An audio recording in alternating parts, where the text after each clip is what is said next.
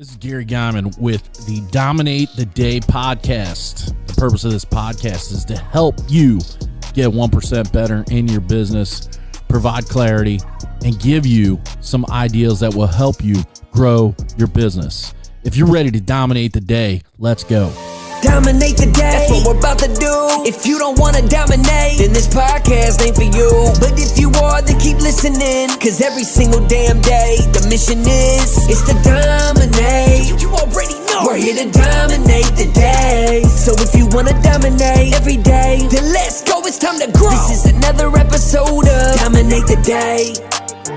So last year we were at your, I don't know, retirement party? Yeah. Is that what they call it? Yep. You got a lot of fucking bourbon.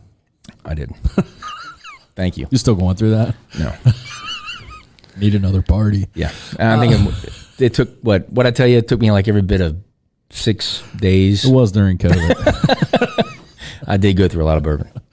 So looking back, and I want to talk a little bit, after we get through kind of your history, but talk a little bit about like what guys do after the fact. But it's been almost a year since that party, wasn't it? June or July? Yep.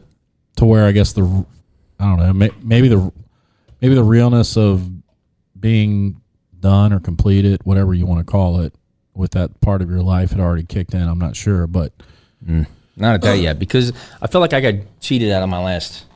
Because you did, year. right? Yeah, because of COVID. Yeah. You had some representation, I guess, from from Dayton, right? A lot of those guys from Dayton. Yeah. Yeah.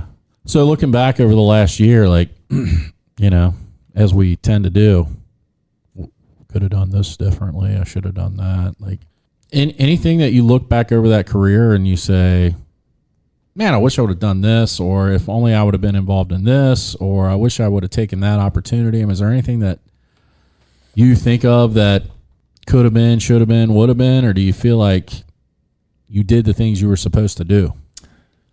I look back on it, and I don't have any regrets for what I did or how I did it. There are things that I wished I would have taken the opportunity when presented. Such as? So in boot camp, I was approached for a program to be on a special detail, a presidential detail. This was actually I didn't, at the time when they called it out, I had no idea what the hell they were talking about. But I'm like, yeah, that sounds cool. I met the height and weight requirements they were looking for. Last question they asked me was, what's your MOS? I said, well, I'm going into aviation. They're like, sit the fuck down. It was an infantry only MOS. You had to be infantry to go and do that program. So I didn't get to do that. After I found out what it was, I thought, man, that'd have been the coolest thing ever. But there were times, especially towards the end of my active duty time, I wish that I would have stayed in and not been such a hard-headed dumbass and stayed in on active duty just a little bit longer, because I could have gotten, I would have had more opportunities presented to me and gotten to go more places and do more things and done some things outside of my MOS. But I didn't. I wish that the first thing was, if I would have stayed in, I would have been able to make some of those other decisions, because I would have had more opportunities presented to me. I didn't afford myself that. So had you made it to sergeant in your first 4 years or no? I was a corporal in zone for sergeant when I left. So you were almost there. Almost there. So if you'd have re-enlisted, you would have spent the next 4 years probably as a sergeant in some capacity. Hopefully not. No? Hopefully I would have done 24 months, picked up staff sergeant. Hopefully, my career progression would have been quicker going up, Okay. So only 2 years then maybe as a sergeant, and then what's the top enlisted? E9. Okay. Which you got major and master guns. So you got to an E9 though through reserves, correct? Mm-hmm. Yeah. Yep. Long time to get there, which it should, in my opinion. Well, in the Marines, and to correct me if I'm wrong, in the Marines I always hear it's harder to promote than it is in any other branch of the service. Is that correct? I don't know how to answer that one. I only have experience with the Marine Corps. Well, so it's all like MOS specific. Tyler went into the Air Force boot camp as an E3 because he did the running and the push-ups and got the good grade on the ASVAB, and they gave him bumps off for that, to where you don't get the attaboys in the Marine Corps. Everybody goes in as a 1 and you're a grunt, and right? Well, No, I actually did come out of boot camp as an E2 because I had a year of college. Okay. That's where it stopped. After that, it was, you had to earn, it was all time and grade, time and service stuff. So, you had, at the time, it was MCIs, all the old salty dogs that are listening. Everybody knows what the red books are. We had those to do. You had to score good on your PFT. You had to score well on your rifle range. You had to hit all the wickets and do well because you're competing amongst other people, other Marines in your MOS for those few slots. And then that's how we got promoted. So basically the person that excels is the one that's going to get promoted when there's a job available for them to promote to. Yes. So I had a buddy of mine that worked for me. He enlisted. He's the same age as us, actually. He went to Dixie, not Campbell County. He knows. He played football at Georgetown with Mike Means. So Brad Sherman's his name. He may listen to this if we put it on our socials. But I asked him one time, and you correct me if I'm wrong. I don't remember this conversation specifically. I said, so the Navies have the SEALs, the Armies have the Rangers, and what the fucking Marines have? And he go, we have Marines. And his comment basically was, we are special forces. I mean, is that basically the mindset, like, of the bulk of the Marine Corps? Yeah. Yeah, we're fucking Marines. Yeah. We don't need something special. Yeah, we have a huge chip because we're fucking Marines. That's that. Yeah. When we would go to different bases, we would go to different bases, and we would walk, even if it was, 4 of us heading to the Chowhar, heading to the PX, we would walk kind of like in the direction of people. See if they get out of the way. See if they move out of the way. And it worked every fucking time. It worked every time. And it just fed us. We're just like, yeah, fuck yeah. So it wasn't just him. It was the majority of the Marines. Oh, yeah. Yeah. Yep. I like that. We're in it. Yeah. We're it. Yeah. So you and I have had conversations. We talked about the struggle afterwards, right? Struggle after the career is over, military career. Not necessarily just Marines, right? Army, Navy, Air Force, whatever it is. The after. Some guys come out, like you came out of active duty to focus on what it is you wanted to do. And 25 years later, you're still doing that. Mm-hmm.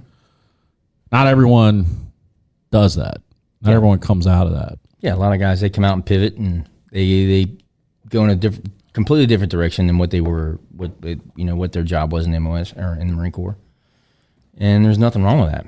It may have been that they may have picked the wrong thing and went in a direction that really wasn't their true north, or they were assigned something that wasn't their true north, and they had to pivot off of that. What about someone who's just like, I guess the word would be they're trying to figure out what it is they're supposed to fucking do. What I guess the training that you get in the military obviously sets you up to succeed with what you're doing on a day-by-day basis when you're in the military. But I guess absent of that, outside of your job in the military, like what's an individual who they come out of the military, maybe they served 4 years, maybe they served 8, whatever it was, come out of the military and they try this, doesn't work, they try that, it doesn't work, they try this, it doesn't, like they just can't find that thing that gives them the satisfaction or the fulfillment or whatever it is that they're searching for. I mean, have there been individuals in your life that you've known that they're just struggling to figure it out and they can't figure it out? Like, is it because of the military, or is it because of the lack or absence of the military, do you think, that causes those types of issues? Like, did the military give them purpose, and then outside of the military they don't have the purpose, or vice versa? I think that is accurate for some. Some guys are just geared.